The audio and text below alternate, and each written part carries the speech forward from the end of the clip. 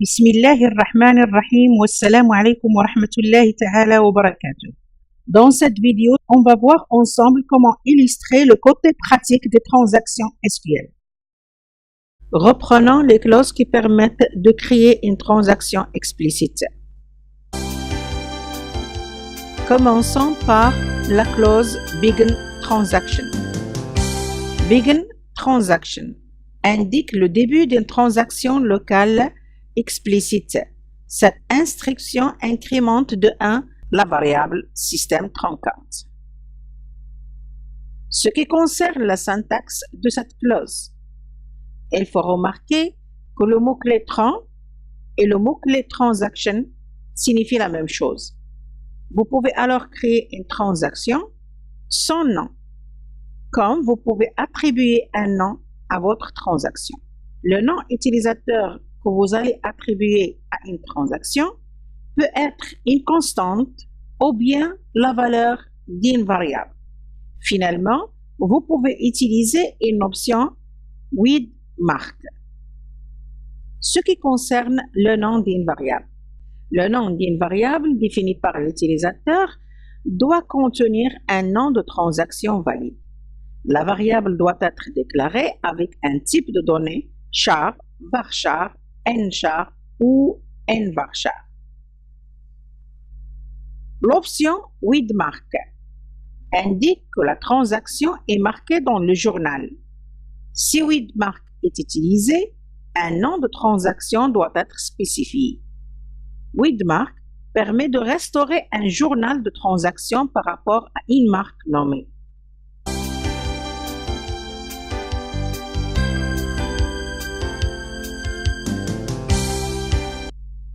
La clause Commit Transaction.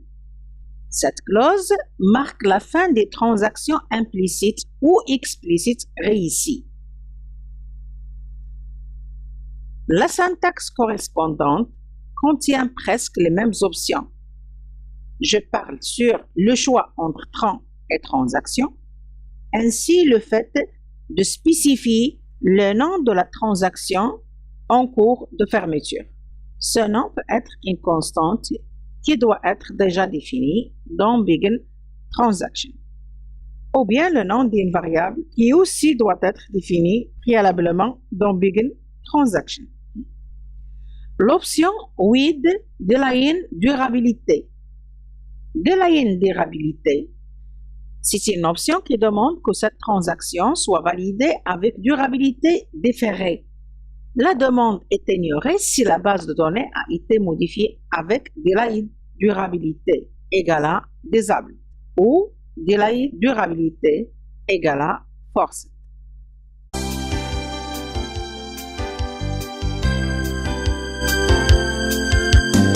La clause Save Transaction. C'est une clause qui définit un point de sauvegarde à l'intérieur d'une transaction. La syntaxe est la suivante: save tran ou bien save transaction. Vous pouvez attribuer un nom à ce point de sauvegarde. Le nom que vous pouvez attribuer peut être une constante, une chaîne de caractères, ou bien la valeur d'une variable système de type chaîne de caractères.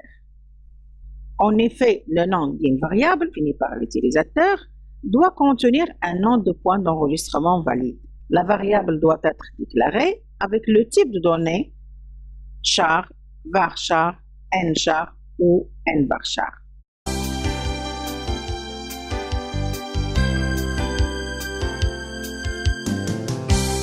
Rollback Transaction. Rollback Transaction annule une transaction implicite ou explicite jusqu'au début de la transaction ou jusqu'au dernier point d'enregistrement à l'intérieur de la transaction. Vous pouvez utiliser Rollback Transaction pour effacer toutes les modifications de données effectuées depuis le début de la transaction ou à partir d'un point d'enregistrement. Il libère également les ressources bloquées par la transaction. Ce qui concerne la syntaxe de Rollback Transaction, contient presque les mêmes options. Je parle sur tran ou bien transaction. Sur le nom sous forme d'une constante, une chaîne de caractères, ou bien elle est représentée par une variable de type chaîne de caractères. Vous pouvez également annuler jusqu'à un point d'enregistrement. Dans ce cas-là, il faut préciser le nom de ce point d'enregistrement. Je vous rappelle que le nom de votre point d'enregistrement peut être une chaîne de caractères ou bien une valeur d'une variable de type chaîne de caractères. En effet, le nom d'un point d'enregistrement qui est issu d'une instruction Save Transaction doit être conforme aux règles applicables aux identificateurs. Employer le nom d'un point d'enregistrement lorsqu'une opération d'annulation conditionnelle ne doit affecter qu'une partie de la transaction.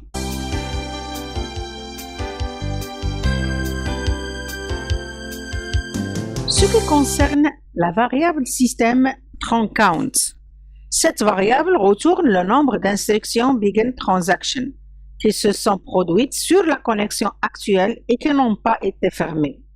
L'instruction Begin Transaction incrémente la valeur de cette variable de 1. La clause Commit Transaction ou Commit Work décrémente cette variable de 1.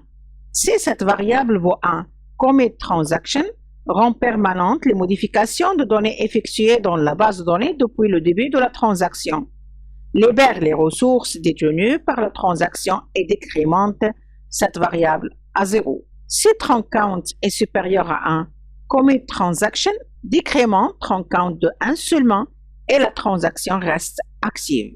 Ce qui concerne Rollback Transaction, cette clause décrémente la variable TranCount à 0, à l'exception de Rollback Transaction Save.Name, qui n'affecte pas la variable système TranCount.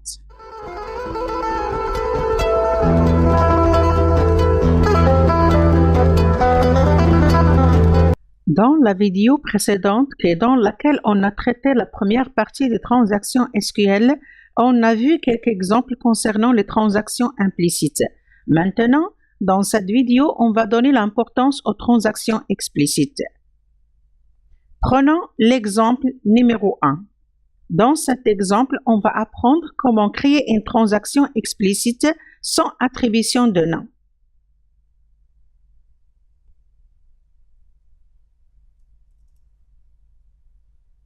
Je vous rappelle tout simplement, pour créer une transaction explicite, il faut utiliser le mot-clé Begin, suivi des mots-clés Transaction.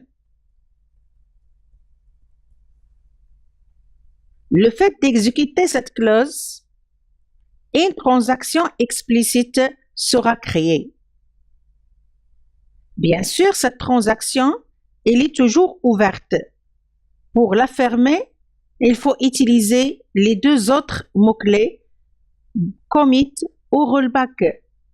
Et ceci soit pour valider le code de cette transaction, soit pour annuler le code de cette transaction. Restons toujours avec le déclenchement d'une transaction explicite. Ça veut dire sa création. Vous pouvez toujours créer une transaction en utilisant Begin, suivi des mots-clés Tran. Comme vous voyez, au niveau de l'exécution, la commande est réussie. Maintenant, j'ai déclenché de transactions explicites qui sont toujours ouvertes. Y a-t-il une différence entre le mot-clé Transaction et le mot-clé Tran? En effet, le mot Tran n'est autre qu'une abréviation autorisée des mots-clés Transaction. Transaction, c'est le mot-clé complet. Tran, c'est le mot abrégé des mots complets Transaction. Pratiquement, il n'y a aucune différence entre Transaction et Tran. Passons vers l'exemple numéro 2. Dans cet exemple, on va attribuer un nom à une transaction. En effet, il y a deux façons pour attribuer un nom à une transaction. Soit utiliser une valeur constante. Par exemple, nommer cette transaction T1. Comme vous voyez, la constante, elle s'appelle T1, qui est de type chaîne de caractères. On va créer cette transaction. Voilà. Comme vous pouvez créer la transaction en utilisant l'abréviation Tran. Alors, comme on a déjà dit, il y a deux façons pour attribuer un nom à une transaction. Soit utiliser des noms qui sont que des constantes, comme T1 et T2. Soit en utilisant le contenu d'une variable de type chaîne de caractères, comme il est illustré dans l'exemple numéro 3.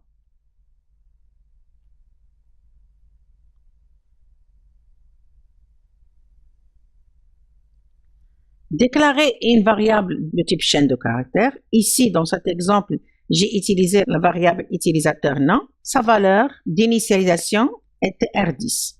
Alors, dans cette ligne, on est en train de créer une transaction qui sera nommée TR10.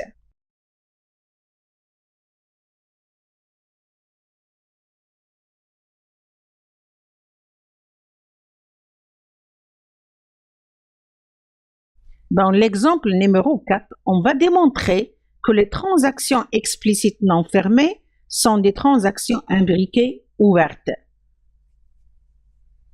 En effet, la variable system_count mémorise le nombre de transactions explicites déjà ouvertes.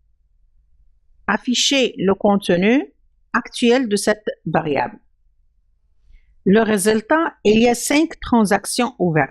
C'est exactement les 5 transactions créées dans les 3 exemples précédents. Utilisons le mot rollback pour fermer toutes ces transactions. Consultons encore une autre fois le nombre de transactions explicites ouvertes.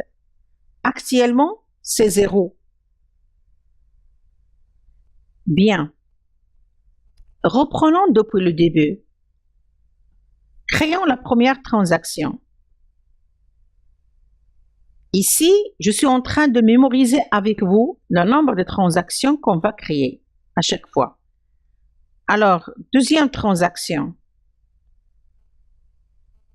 Troisième transaction. Consultez le nombre de transactions jusqu'ici. C'est exactement 3. Continuons à créer des transactions.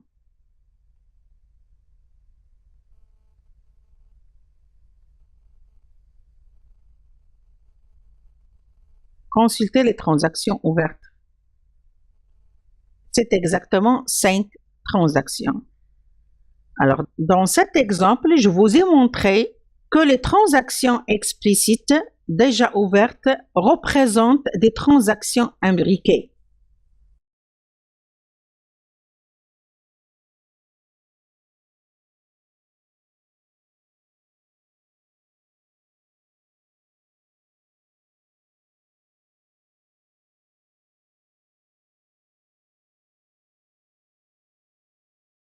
Cet exemple permet d'illustrer la clause rollback.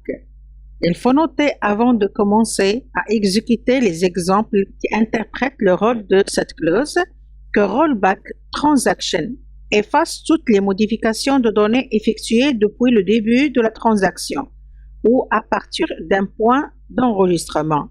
Elle libère également les ressources bloquées par la transaction. En effet, affichons d'abord le nombre de transactions qui existent.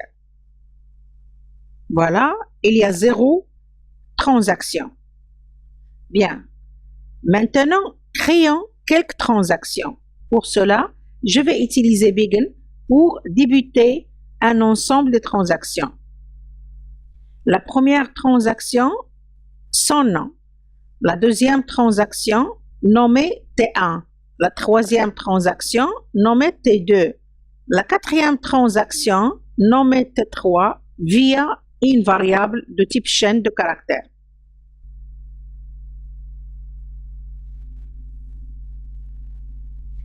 En total, il y a 4 transactions. Créons ces 4 transactions. Voilà. Consultons une autre fois le nombre de transactions déjà ouvertes. Effectivement, le nombre c'est 4. Maintenant, exécutez le mot-clé rollback. Bien. Consultons une autre fois le nombre de transactions. Le nombre actuel c'est 0. Alors rollback, elle a fermé toutes les transactions ouvertes. Il faut signaler que rollback joue le même rôle de rollback tran et de rollback transaction. En effet, refaisons le même exemple en utilisant ces deux.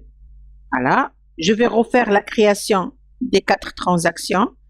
Je vais consulter leur nombre via la variable système tran count. Voilà, c'est exact. Et je vais les annuler toutes en utilisant rollback tran. Bien, le nombre de transactions ouvertes actuellement est 0. Refaisons la même chose, créons les 4 transactions, consultons toujours leur nombre, annulons-les en utilisant rollback transaction.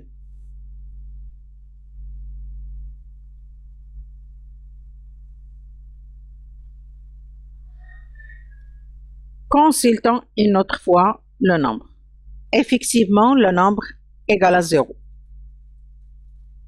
Donc, utilisez le mot rollback tout seul ou bien accompagné des mots-clés transaction ou bien de son abrégé qui est tran.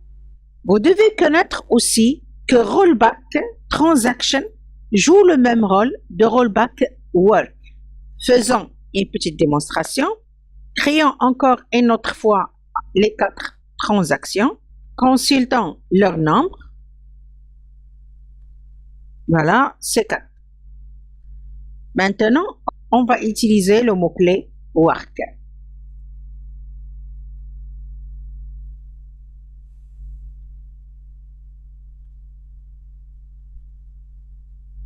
Bien, vérifions le nombre de transactions. C'est 0.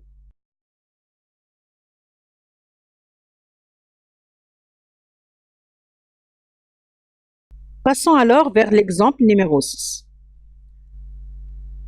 Cette fois-ci, on va fermer les transactions explicites ouvertes en utilisant commit qui va valider leur traitement.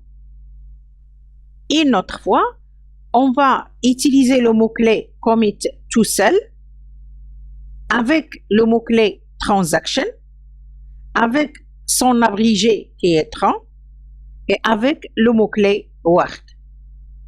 Comme on a fait exactement avec rollback. Commençons par le mot-clé commit tout seul. D'abord, il faut créer des transactions.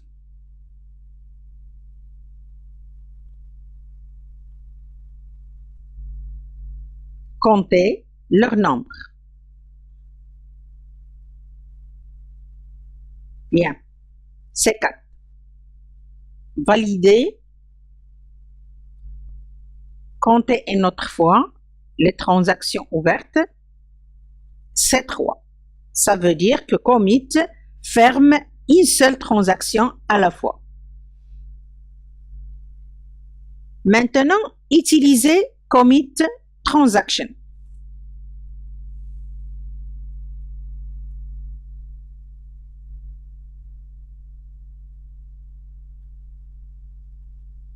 Comptez une autre fois.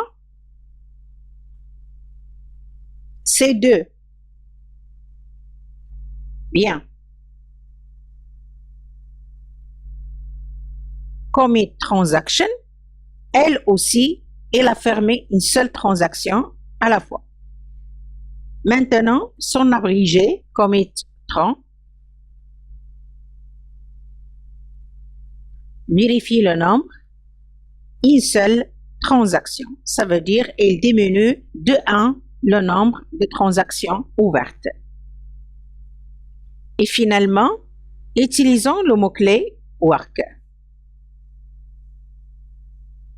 Commit work. Comptez le nombre de transactions ouvertes, c'est 0. Commit alors marque la fin des transactions implicites ou explicites réussies. Si la variable système tran count est supérieure ou égale à 1, elle sera décrémentée une fois on exécute commit. Si cette variable système, sa valeur est 0, elle restera toujours 0. En effet, refaisons l'exécution de commit. une erreur est soulevée, c'est que la requête commit transaction n'a pas de begin transaction correspondant. On sait très bien la source de cette erreur. Puisqu'on est en mode de transaction auto-commit. Alors, chaque commit doit avoir préalablement la clause begin. Ça veut dire que chaque commit doit représenter la fermeture d'une transaction explicite déjà ouverte. Ce qui concerne la variable TransCount, vérifions sa valeur, c'est 0. Ça veut dire qu'elle ne va pas être décrémentée de 1. Vous avez su maintenant comment créer une transaction explicite et comment la fermer et de quelle façon, avec annulation ou validation. Dans ce qui suit, on illustre l'utilisation de commit et rollback.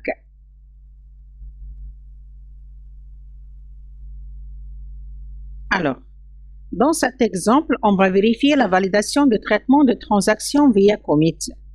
Pour cela, on va utiliser une transaction qui contient un seul traitement.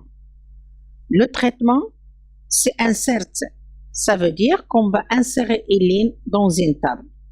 Et pour vérifier la validation exercée par commit, on va tout simplement consulter le nombre de lignes de la table tab avant la transaction et après la transaction. Mais avant tout, on va créer cette table.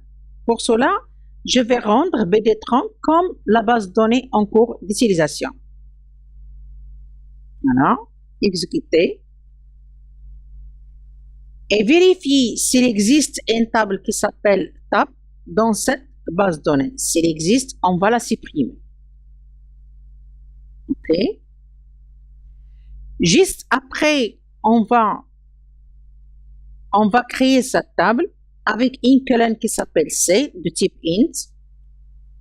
Bien. Et maintenant, on va compter le nombre de lignes de cette table. Effectivement, le nombre égale à 0. Une ligne est fixée. Passons maintenant à la réalisation de la transaction. Voilà. Consultons une autre fois le nombre de lignes de cette table. Le nombre égale à 1. Donc, commit valide le code de la transaction.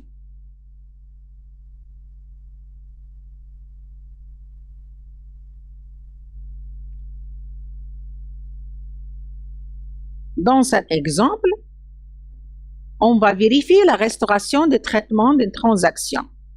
Choisissons alors une transaction nommée. Consultons une autre fois le nombre de lignes de la table tab. Voilà, le nombre égale à 1. La table tab contient une seule ligne.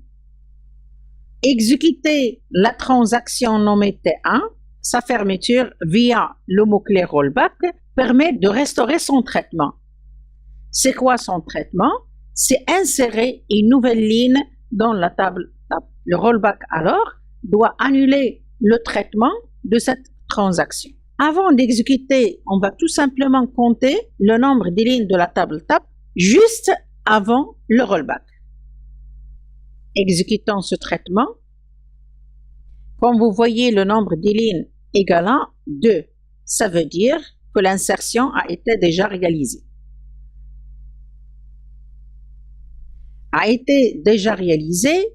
Mais on n'a pas visualisé l'effet de la clause rollback sur cette insertion. Pour la démontrer, il suffit de consulter une autre fois le nombre de lignes de la table tab. Et voilà, le nombre de lignes après la transaction, c'est 1. Ça veut dire que l'insertion a été réalisée et rollback l'a restaurée.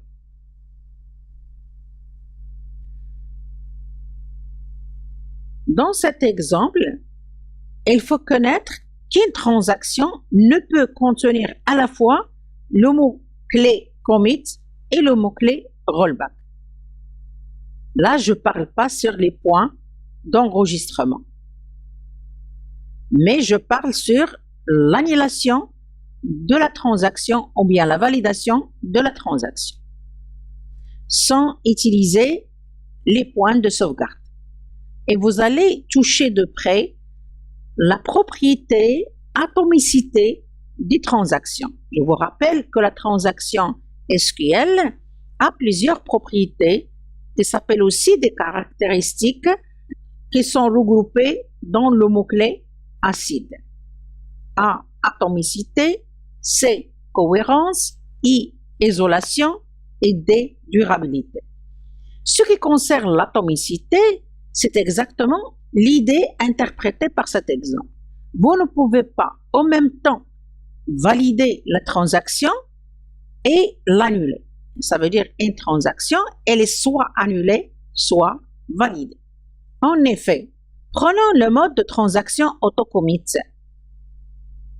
Et comme il a été déjà expliqué dans la vidéo précédente, la partie numéro 1 des transactions, le mode de transaction autocommit permet d'ignorer le mode de transaction implicite parce qu'une transaction implicite commence implicitement par ligne d'une série de commandes définies par SQL comme update, select ou autre.